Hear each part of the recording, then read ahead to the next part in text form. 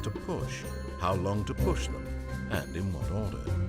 This is what employee 427 did every day of every month of every year. And although others might have considered it soul-rending, Stanley relished every moment that the orders came in, as though he had been made exactly for this job. And Stanley was happy. And then one day, something very peculiar happened.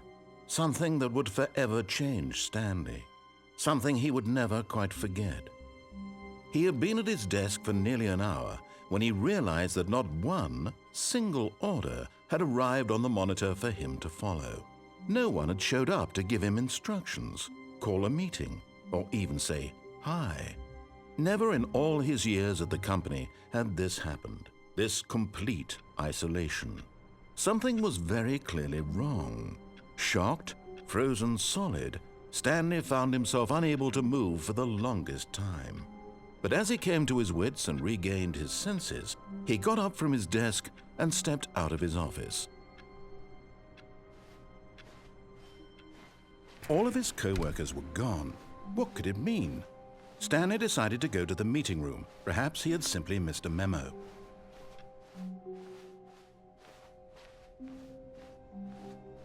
When Stanley came to a set of 2 open doors, he entered the door on his left.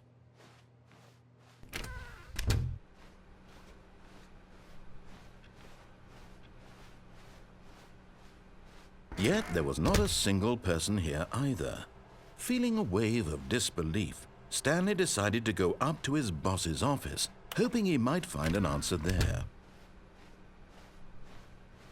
Coming to a staircase, Stanley walked upstairs to his boss's office.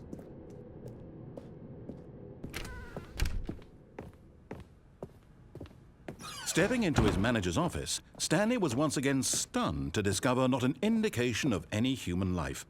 Shocked, unraveled, Stanley wondered in disbelief who orchestrated this. What dark secret was being held from him? What he could not have known was that the keypad behind the boss's desk guarded the terrible truth that his boss had been keeping from him.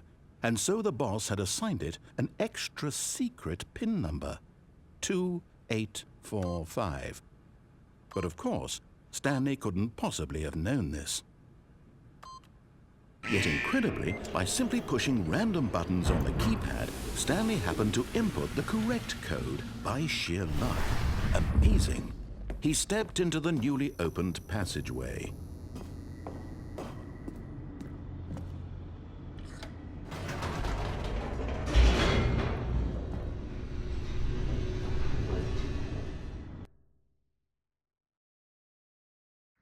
Descending deeper into the building, Stanley realized he felt a bit peculiar. It was a stirring of emotion in his chest, as though he felt more free to think for himself, to question the nature of his job. Why did he feel this now, when for years it had never occurred to him? This question would not go unanswered for long. Stanley walked straight ahead through the large door that read Mind Control Facility.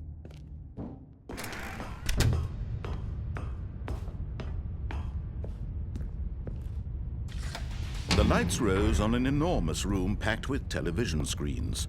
What horrible secret did this place hold? Stanley thought to himself. Did he have the strength to find out?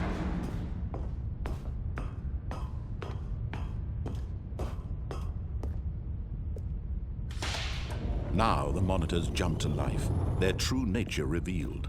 Each bore the number of an employee in the building, Stanley's co-workers. The lives of so many individuals reduced to images on a screen, and Stanley, one of them, eternally monitored in this place where freedom meant nothing.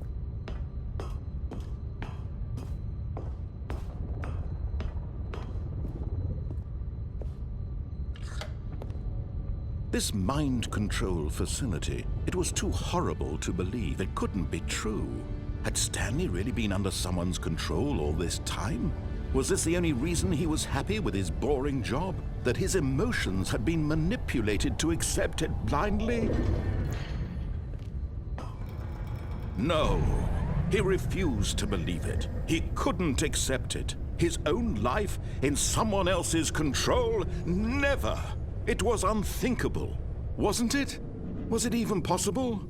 Had he truly spent his entire life utterly blind to the world? But here was the proof, the heart of the operation. Controls labeled with emotions, happy or sad or content. Walking, eating, working, all of it monitored and commanded from this very place. And as the cold reality of his past began to sink in, Stanley decided that this machinery would never again exert its terrible power over another human life. For he would dismantle the controls once and for all.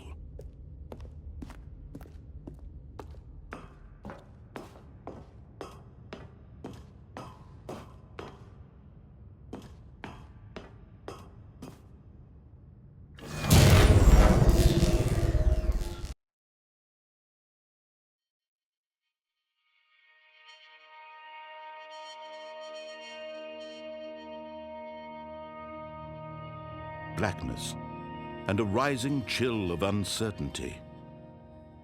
Was it over? Yes!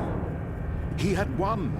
He had defeated the machine, unshackled himself from someone else's command. Freedom was mere moments away.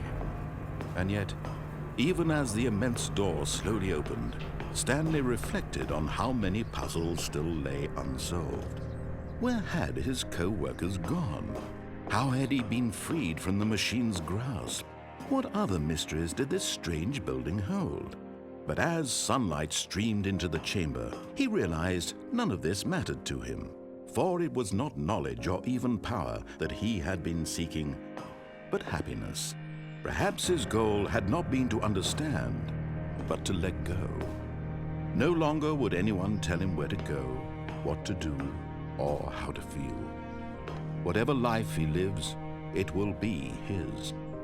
And that was all he needed to know. It was perhaps the only thing worth knowing. Stanley stepped through the open door. Stanley felt the cool breeze upon his skin, the feeling of liberation, the immense possibility of the new path before him. This was exactly the way, right now, that things were meant to happen. And Stanley was happy.